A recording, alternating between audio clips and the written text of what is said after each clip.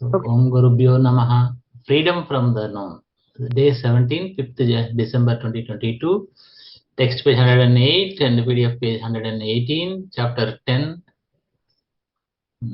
So, government says, go and kill for the love of your country. Is that love? Religion says, give up sex for the love of God. Is that love? Is love desire? Don't say no. For most of us, it is the desire with pleasure, the desire that is derived through the senses, through sexual attachment and fulfillment. I am not against sex, but see what is involved in it. What sex gives you momentarily is the total abandonment of yourself. Then you are back again with your turmoil.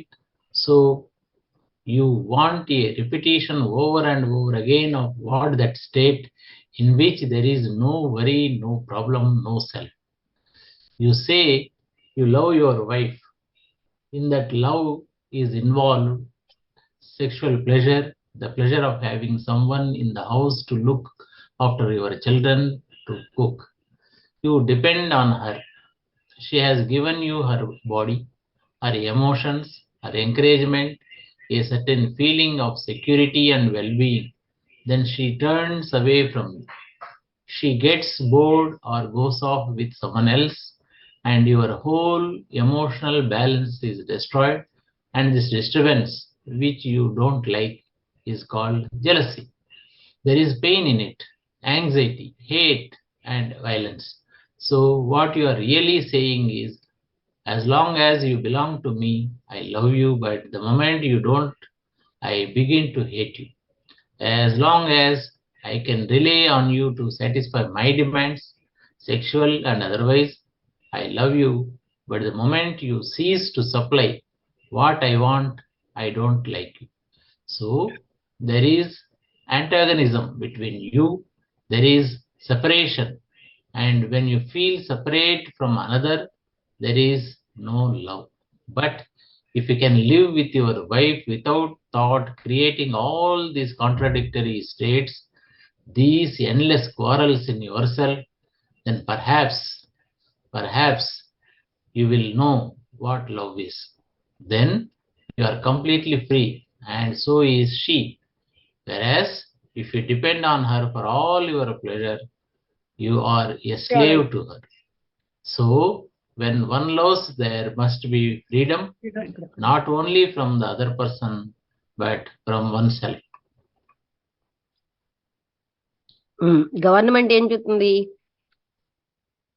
వెళ్ళి నీ యొక్క country కోసం చంపేయి.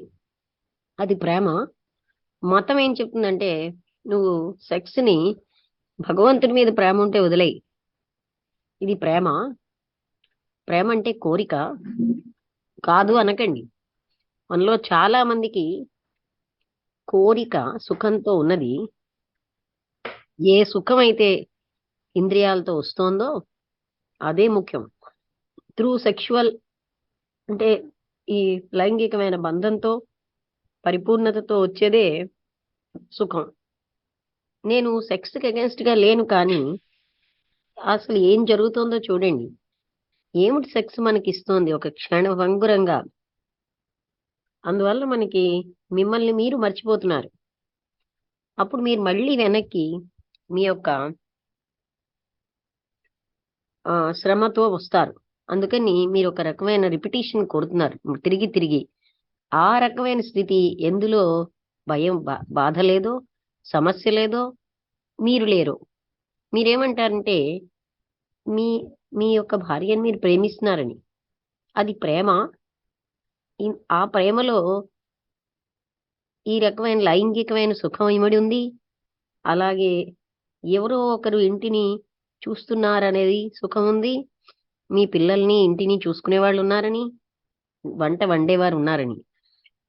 మీరు ఆమె మీద ఆధారపడతారు. ఆవిడ మీకు మీ శరీరాన్ని ఇస్తుంది. ఆవిడ యొక్క ఎమోషన్స్ ని, ఆవిడ యొక్క ప్రోత్సాహం, ఆవిడ కొంత ఫీలింగ్, భద్రతా ఫీలింగ్ అని మనకిస్తోంది. మన క్షేమానికి కావాల్సినవన్నీ ఆమె నుంచి మనకు వస్తున్నాయి. అప్పుడు ఒకవేళ మీ నుంచి దూరంగా వెళ్ళిపోయి ఆవిడ బోర్ ఫీల్ అవుతుంది అనుకోండి, ఇంకొకరితోటో వెళ్ళిపోతుంది. అప్పుడు మీ మొత్తం ఈ ఇమోషనల్ బ్యాలెన్స్ అంతా కూడా పాడైపోతుంది. ఈ రకమైన డిస్టర్బెన్స్ ఏదైతే మీకు ఇష్టం ఉండదో దాన్ని మనం జెలసీ అంటాం. అందులో బాధ ఉంది, ఆతురత ఉంది, అసహ్యం ఉంది, హింస ఉంది. మీరు ఏమిటి నిజంగా చెప్తున్నారంటే, అంటే ఎంతకాలం I begin to hate you, నేను ఆమెని అసహించుకుంటున్నానని చెప్తారు. ఎంతకాలం అయితే ఆమె మీద డిపెండ్ అవ్వగలుగుతున్నానో, తృప్తిగా నా యొక్క కోరికలన్నీ, నా యొక్క లైంగికమైన ఇతర కోరికలను ఆమె తీర్చగలుగుతూ ఉంటుందో అప్పుడు నేను ప్రేమిస్తాను. కానీ ఏ క్షణమైతే అవన్నీ సప్లై అవ్వడం ఆగిపోతాయో ఆమె అంటే ఇష్టం ఉండదు. What I want, I don't like you, నువ్వంటే ఇష్టం లేదని చెప్తాను. అందుకని అక్కడ వ్యతిరేకత ఉంది మీ ఇద్దరి మధ్యన, అక్కడ సెపరేషన్ ఉంటుంది. మీరు ఎప్పుడైతే ఫీల్ అవుతారో సెపరేట్ ఇంకొకరి నుంచి, అక్కడ ప్రేమ లేదు. కానీ మీరు మీ భార్యతో ఏ రకమైన ఆలోచన లేకుండా, ఈ రకమైనటువంటి వ్యతిరేకతలను సృష్టించే ఆలోచనలు లేకుండా, ఈ స్థితులేవి సృష్టించే ఆలోచనలు లేకుండా, ఈ ఎండ్లెస్ అంటే అనంతమైనటువంటి ఈ దెబ్బలాటలు మీలో మీకు ఉండకపోతే బహుశా you will know what love is. అప్పుడు ప్రేమ అంటే ఏమిటో తెలుస్తుంది. అంటే ఏమంటున్నారు, ఒకవేళ విత్ మీ భార్యతో ఏ రకమైన ఆలోచన సృష్టించినటువంటి వ్యతిరేకతలు గాని, ఈ అనంతమైన క్వారల్స్ అన్నవి గాని మీలో మీకు లేకపోతే బహుశా అప్పుడు మీరు ఆమెతో జీవించగలరు. అప్పుడు మీకు ప్రేమ అంటే ఏమిటో తెలుస్తుంది. అప్పుడు మీరు సంపూర్ణంగా స్వేచ్ఛగా అయిపోతారు. అదే రకంగా ఆమె కూడా మీరు ఆమె మీద ఆధారపడితే అన్ని రకాలైన సుఖాలకి మీరు అప్పుడు ఆమెకు ఒక బానిస అయిపోతారు. అందుకని ఎప్పుడైతే ఒక వ్యక్తి ప్రేమిస్తూ ఉంటాడో అక్కడ స్వేచ్ఛ ఉంటుంది. కేవలంగా అదర్ పర్సన్ నుంచే కాదు, తన నుంచి కూడా తన స్వేచ్ఛ ఉంటుంది. This belonging to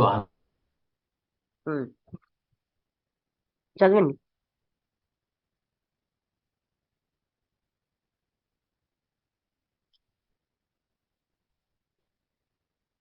so long as there is fear.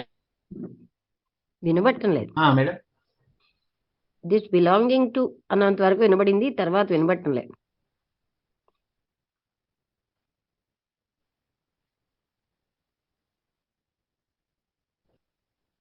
Hello, వినబడలేదు మీరు చదువుతున్నది.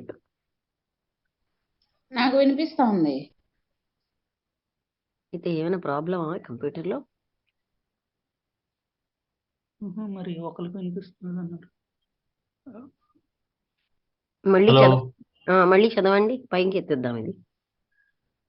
This belonging to another, being psychologically nourished by another, depending on another, in all this there must always be anxiety, fear, jealousy, guilt, and so long as there is fear, there is no love.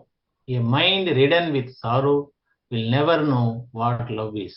Sentimentality and emotionalism have nothing whatsoever to do with love, and so love is not to do with pleasure and desire. అయితే ఇంకొకరికి చెందడం అన్నది మానసికంగా ఇంకొకరి వల్ల అది పోషించబడుతుంది. ఇంకొకరి మీద ఆధారపడడం, వీటన్నిటిలో కూడా అక్కడ ఆతురత, భయము, అసూయ, దోషం చేసేనన్న భావం, ఇలాంటివన్నీ ఎంతకాలం అయితే భయం ఉంటుందో అక్కడ ప్రేమ లేదు. ఏ మనస్సుకైతే దుఃఖంతో నిండిపోయి ఉంటుందో ఆ మనస్సు ఎప్పుడు కూడా ప్రేమ అంటే ఏమిటో తెలియదు. సెంటిమెంటల్ గా ఉండడం గాని, ఎమోషనల్ గా ఉండడం గాని వాటికి ప్రేమతో సంబంధం లేదు. అందుకని ప్రేమ అన్నది సుఖంతో గాని కోరికతో కానీ సంబంధం లేదు. Love is not the product of thought, which is the past. Thought cannot possibly cultivate love. Love is not hedged about and caught in jealousy, for jealousy is of the past. Love is always active, present. It is not, I will love or I have loved. If you know love is love, you will not follow anybody. Love does not obey. When you love, there is neither respect nor disrespect. ఆలోచనలోంచి వచ్చేది ప్రేమ కాదు. ఆలోచన అనేది గతానికి చెందింది. ఆలోచన ఎప్పుడు కూడా ప్రేమని పెంపొందించలేదు. ఈ ప్రేమ అన్నది నాట్ హెడ్జ్డ్ అబౌట్. హెడ్జ్డ్ అంటే ఏమిటండి? మర్చిపోయాను. హెడ్జ్డ్ అబౌట్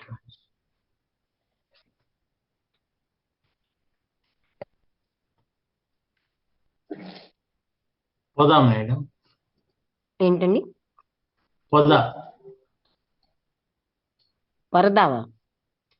పొద పొద బుష్ లాంటిది బుష్. అనుకుంటా. దీన్ని మనం కంచె వెలుగు, కంచె వెలుగు అని ఉంది. అదే పెన్స్. అర్థమైంది. అంటే ప్రేమకి మనం కవర్ చేయలేం. అదే విధంగా అది అసూయతో బంధించబడదు, అదే అసూయతో పట్టుకోబడదు. ఎందుకంటే అసూయ యొక్క గతానికి చెందింది. ప్రేమ అన్నది ఎప్పుడు కూడా యాక్టివ్గా ప్రెజెంట్లో ఉంటుంది. It is not I will love, నేను ప్రేమిస్తాను అన్నది ఉండదు. ఐ హ్యావ్ లవ్డ్, నేను ప్రేమించాను అన్నది. మీకు ఒకవేళ ప్రేమ అన్నది, ఇఫ్ యు నో లవ్, ప్రేమ అన్నది మీకు తెలిస్తే మీరు ఎప్పుడు కూడా ఎవరిని అనుసరించరు. ప్రేమ అన్నది ఎవరిని ఒబే చేయదు. మీరు ఎప్పుడైతే ప్రేమిస్తున్నారో అక్కడ గౌరవం కానీ అగౌరవం కానీ ఉండవు. Don't you know what it means really to love somebody? To love without hate, without jealousy, without anger, without wanting to interfere with what he is doing or thinking, without condemning, without comparing. Don't you know what it means? Where there is love, is there comparison. When you love someone with all your heart, with all your mind, with all your body, with your entire being, is there comparison? When you totally abandon yourself to that love, there is not the other. మీకు తెలియదా ప్రేమ అంటే ఏమిటో? ఇతరుల్ని ప్రేమించడం అంటే ఏమిటో మీకు తెలియదా? టు లవ్ వితౌట్ హేట్, ఏ అసహ్యము లేకుండా ప్రేమించడం, ఏ అసూయ లేకుండా, కోపం లేకుండా, ఏదో ఒకటి అంటే interfere with what he's doing or thinking, ఆ వ్యక్తి ఏం చేస్తున్నాడు, ఏం ఆలోచిస్తున్నాడు అన్న దాంతో ఇంటర్ఫియరెన్స్ లేకుండా, ఏ రకమైన కండెమ్నేషన్ లేకుండా, పోలిక లేకుండా, అది ప్రేమ. Don't you know what it means? దాని అర్థం అంటే మీకు తెలియదా? ఎక్కడైతే ప్రేమ అన్నది ఉంటుందో అక్కడ పోలిక ఉంటుందా? మీరు ఎప్పుడైతే ప్రేమిస్తున్నారో ఎవరినో ఒకరిని, మీ మొత్తం హృదయంతో, మనస్సుతో, మీ మొత్తం శరీరంతో, మీరు మొత్తం అంతా కలిసి, అప్పుడు అంటే మీ మొత్తం బీయింగ్తో, అప్పుడు అక్కడ పోలిక ఉంటుందా? మీరు ఎప్పుడైతే సంపూర్ణంగా మిమ్మల్ని మీరు వదిలేసుకుంటారో ఆ ప్రేమకి అక్కడ ఇంకొకటి అన్నది లేనే లేదు. Does love have responsibility and duty? And will it use those words? When you do something out of duty, is there any love in it? In duty, there is no love. The structure of duty in which the human being is caught is destroying him. So long as you are compelled to do something because it is your duty, you don't love what you are doing. When there is love, there is no duty and no responsibility. ప్రేమ అన్నది బాధ్యత ఉంటుందా? ప్రేమలో కర్తవ్యం ఉంటుందా? అది will it use those, ఆ పదాలు వాడుతుందా? మీరు కర్తవ్యంతో ఏదైనా చేస్తున్నారనుకోండి, అప్పుడు ప్రేమ ఉందా అందులో? కర్తవ్యంలో ప్రేమ లేదు. ఆ కర్తవ్యం యొక్క నిర్మాణం ఎందులో అయితే మానవుడు ఉంటున్నాడో ఆయన కంప్లీట్గా నాశనం అయిపోతున్నాడు. ఎంతకాలం అయితే మీరు ఏదో ఒక పనిని చేయడానికి మీ ఫోర్స్ ఉంటుందో, ఎందుకంటే అది మీ కర్తవ్యం అని, అక్కడ మీకు ప్రేమ ఉండదు. మీరు ఏం చేస్తున్నారో, you don't love what you are, మీరు చేస్తున్న దాని మీద మీరు ప్రేమించరు. ఎక్కడైతే ప్రేమ ఉంటుందో అక్కడ కర్తవ్యం ఉండదు, అక్కడ బాధ్యత ఉండదు. Most parents unfortunately think they are responsible for their children, and their sense of responsibility takes the form of telling them what they should do and what they should not do, what they should become and what they should not become. The parents want their children to have a secular position in society. What they call responsibility is part of that respectability they worship. And it seems to me that where there is respectability, there is no order. They are concerned only with becoming a perfect bourgeois. When they prepare their children to fit into society, they are perpetuating war, conflict, and brutality. Do you call that care and love? Okay. చాలా మంది తల్లిదండ్రులు దురదృష్టవశాత్తు ఏం ఆలోచిస్తారంటే, వాళ్ళ యొక్క పిల్లల విషయంలో వాళ్ళ యొక్క సెన్స్ ఆఫ్ రెస్పాన్సిబిలిటీ, బాధ్యత కలిగి ఉండడంలో వాళ్ళు బాధ్యులు. అందుకనే వాళ్ళకి నిరంతరంగా వాళ్ళు ఏం చెయ్యాలో ఏం చెయ్యకూడదో చెప్తూ ఉంటారు. వాళ్ళు ఏం అవ్వాలో ఏం అవ్వకూడదో చెప్తారు. పేరెంట్స్ పిల్లల్ని వాళ్ళకి ఒక భద్రతాయుతమైన పొజిషన్ అన్నది సంఘంలో రావాలని కోరుకుంటారు. ఏదైతే వాళ్ళు బాధ్యత అంటున్నారో అది ఆ గౌరవం అన్న దాంట్లో భాగం. దాన్ని వాళ్ళు ఎప్పుడు పూజిస్తూ ఉంటారు, ఈ గౌరవాన్ని. అందుకని నాకేమనిపిస్తుందంటే, ఎక్కడైతే ఈ రకమైన గౌరవం అన్నది ఉంటుందో అక్కడ క్రమత లేదు. వాళ్ళు బికమింగ్ ఒక పర్ఫెక్ట్ బర్గ్యూయిస్ అంటే ఏంటి, దీన్ని బూర్జుయిస్ అంటే ఒక అదే అంటే ధనవంతుడనా ఏంటి, బూర్జువా చూద్దామంటే ఒకసారి. పర్ఫెక్ట్ బూర్జువా అంటే మధ్య తరగతి, కన్జర్వేటివ్ అని ఉంది, మెంబర్ ఆఫ్ మిడిల్ క్లాస్ అని ఉంది. అదే నాకు గుర్తు, కానీ ఇక్కడ ఎలా సరిపోవట్లేదు. సరే, వాళ్ళకి ఏం కావాలంటే వాళ్ళు ఏదో పర్ఫెక్ట్ గా ఉన్నటువంటి మధ్య తరగతి వ్యక్తులు అవ్వాలి. వాళ్ళు ఎప్పుడైతే వాళ్ళ పిల్లల్ని ఈ సొసైటీలో ఫిట్ అయ్యేటట్టు చేస్తున్నారో అప్పుడు వాళ్ళు పర్పెచ్యుయేటింగ్ వార్, యుద్ధాన్ని సంసిద్ధం చేస్తున్నారు. సంఘర్షణ, బ్రూటాలిటీకి, యుద్ధానికి వాళ్ళు పర్పెచ్యుయేట్. ఒకసారి పర్పెచ్యుయేట్ అంటే కూడా చూడాలి. చొచ్చుకుపోవడం మేడం, పెనిట్రేట్ కాదు, పర్పెచ్యుయేట్ అన్న చొచ్చుకుపోవడమా? Cause to continue or prevail. అది కరెక్ట్. వాళ్ళని అంటే కంటిన్యూ చేస్తున్నారనమాట, యుద్ధానికి, సంఘర్షణకి, పాశవికత్వానికి. దీన్ని మీరు కేర్ అని, ప్రేమని అనగలరా? Really, to care is to care as you would for a tree or a plant, watering it, studying its needs, the best soil for it, looking after it with gentleness and tenderness. But when you prepare your children to fit into society, you are preparing them to be killed. If you loved your children, you would have no war. నిజంగా మీరు కానీ care తీసుకుంటే, మీరు ఒక చెట్టుకి కానీ ఒక మొక్కకి కానీ ఎలా అయితే నీరు పోస్తున్నారో దాని అవసరాలను మీరు స్టడీ చేస్తూ ఉంటారు. బెస్ట్ సాయిల్ దానికి కావాల్సింది, దాన్ని ఎప్పుడు కూడా లుకింగ్ ఆఫ్టర్ ఇట్, జాగ్రత్తగా చూస్తూ ఉంటారు. చాలా జెంటిల్నెస్, సౌమ్యంతో, ఒక మృదుత్వంతో. కానీ మీరు ఎప్పుడైతే సంసిద్ధులు అవుతారో మీ పిల్లల్ని ఈ సొసైటీకి ఫిట్ చేయాలని, అప్పుడు మీరు వాళ్ళని టు బి కిల్డ్, చనిపోవడానికి రెడీగా చేస్తున్నారు. మీ పిల్లల్ని మీరు ప్రేమిస్తున్నారంటే అప్పుడు నిజంగా అంటే if you loved your children, మీ పిల్లల్నే కానీ మీరు ప్రేమిస్తే అక్కడ యుద్ధమే లేదు. When you lose someone you love, you shed tears. Are your tears for yourself or for the one who is dead? Are you crying for yourself or for another? Have you ever cried for another? Have you ever cried for your son who was killed on the battlefield? Have you cried, but do those tears come out of self-pity, or have you cried because a human being has been killed?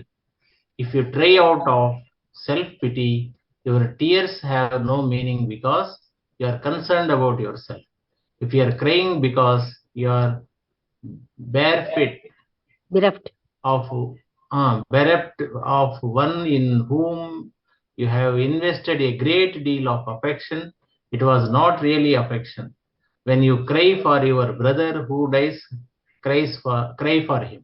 It is very easy to cry for yourself because he is gone. Apparently, you are crying because your heart is touched, but it is not touched for him.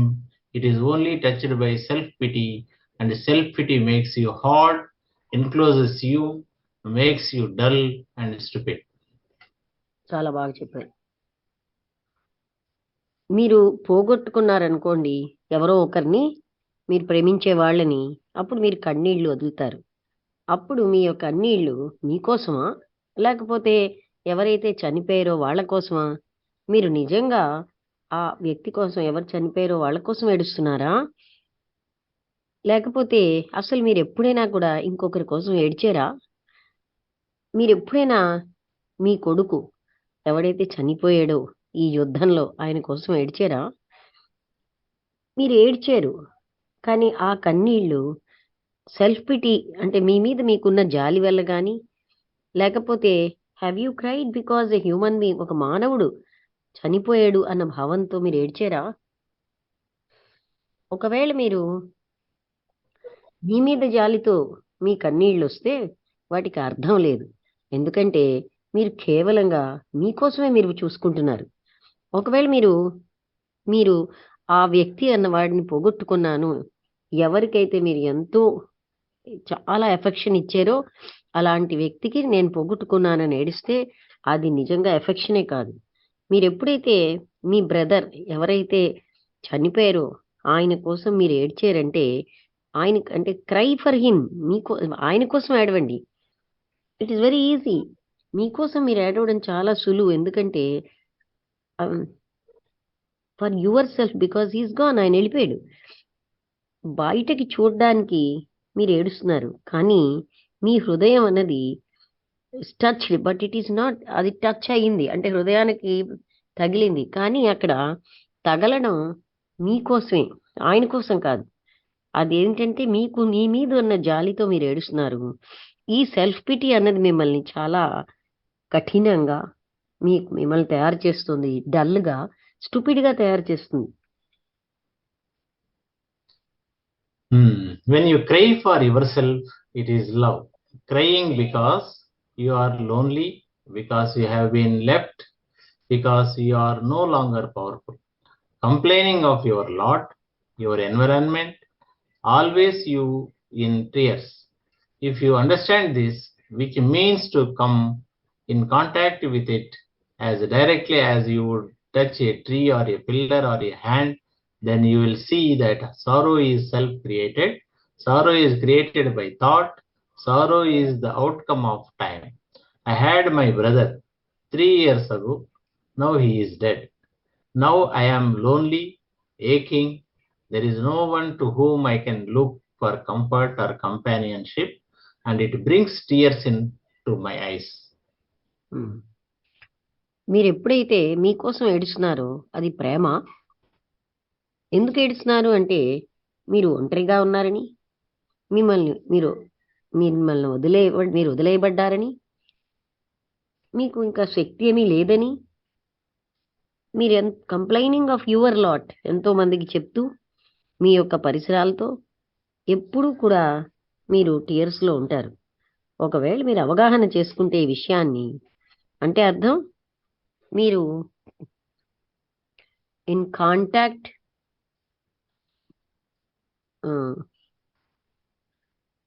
Always you in tears if you understand this which means to come in contact with it as directly as you would touch a tree. ఒక స్తంభాన్నో ఒక చెట్టునో మీరు ఎంత direct గా ముట్టుకుంటున్నారో అంత direct గా మీరు ఈ విషయంతో సంబంధం కలిగి ఉంటే, లేదా ఒక చేతిని గాని, అప్పుడు మీరు ఏం చూస్తారంటే దుఃఖం అన్నది మనలోంచే అది ఉత్పత్తి అయింది. దుఃఖం అన్నది ఆలోచన తయారు చేసింది. ఈ దుఃఖం అన్నది సమయంలోంచే వచ్చింది. నాకు నా బ్రదర్ ఉన్నాడు, నా తమ్ముడు అక్క అది సోదరుడు 3 ఏళ్ల కిందట. ఇప్పుడు ఆయన చనిపోయాడు. నేను ఇప్పుడు ఒంటరిగా ఉన్నాను, బాధపడుతున్నాను. నోవన్ నాకెవ్వరూ లేరు. నేను కొంచెం సుఖం పొందాలన్నా, ఒక రకమైన స్నేహంగా ఉండాలన్నా నాకెవ్వరూ లేరు. అందుకని నాకేంటవుతుందంటే కళ్ళల్లో నీళ్ళు వస్తున్నాయి. You can see all this happening inside yourself if you watch it. You can see it fully, completely, in one glance, not take analytical time over it. You can see in a moment the whole structure and nature of this shabby little thing called me, my tears, my family, my nation, my belief, my religion, all that ugliness. It is all inside you. When you see it with your heart, not with your mind, when you see it from the very bottom of your heart, then you have the key that will end sorrow. ఇది ఇంకో passage కలిపి ఉందండి, sorrow and love ఒకటే మాకు. Okay. Sorry. Sorrow and love cannot go together. But in the Christian world, they have idealized suffering, put it on a cross and worshipped it, implying that you can never escape from suffering except through that one particular door. And this is the whole structure of an exploiting religious society. Okay, you can see. ఇదంతా మీరు మీ లోపల చూడగలరు.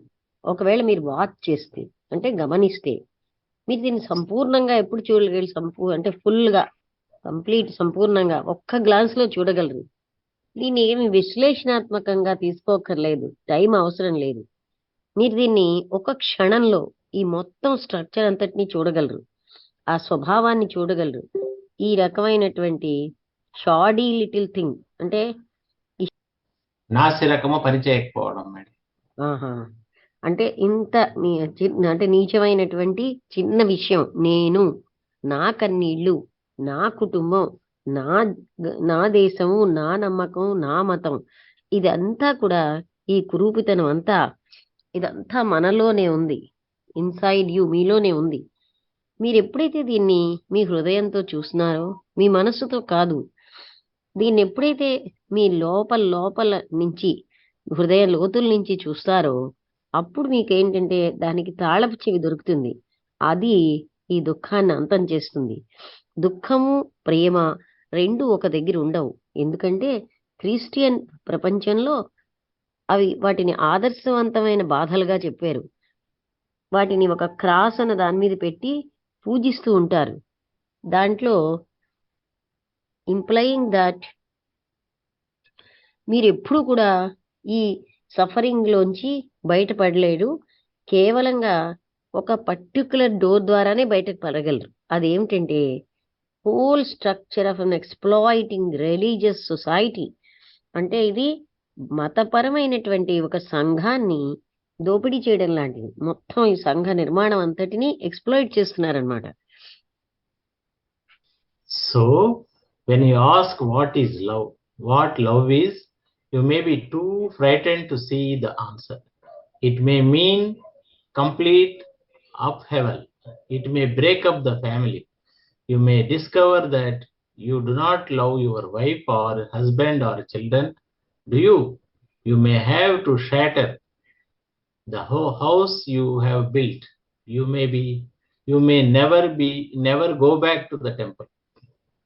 అందుకని మిమ్మల్ని మీరు ప్రశ్నించుకుంటే ప్రేమ అంటే ఏమిటి, అప్పుడు మీకు చాలా భయం వేస్తుంది ఆ సమాధానం చూడ్డానికి. దాని అర్థం ఏంటంటే మీకు సంపూర్ణమైనటువంటి అంటే తిరుగుబాటు లాంటిది. అది మీ హృదయాన్ని మీ మీ మొత్తం కుటుంబాన్ని ముక్కలు చేసేస్తుంది. మీరు డైరెక్ట్ గా దాన్ని కనుక్కోగలరు. మీరు మీ భార్యని ప్రేమించట్లేదు, లేదా మీ భర్తని పిల్లల్ని ప్రేమిస్తున్నారా? అప్పుడు మీరేం చేస్తారంటే మీ ఇల్లు అంతటిని మీరు తయారు చేసిన ఇల్లుని ముక్కలు చేస్తున్నారు. You may never go back to the temple. అప్పుడు మళ్ళీ మీరు వెనక్కి టెంపుల్ కూడా వెళ్ళలేరు. అంటే ఇక్కడ అర్థం ఏంటి? అక్కడ మీకు ప్రేమ లేదని తెలిసిపోతుంది. But if you still want to find out, you will see that fear is not love, dependence is not love, jealousy is not love, possessiveness and domination are not love, responsibility and duty are not love, self-pity is not love, the agony of not being loved is not love.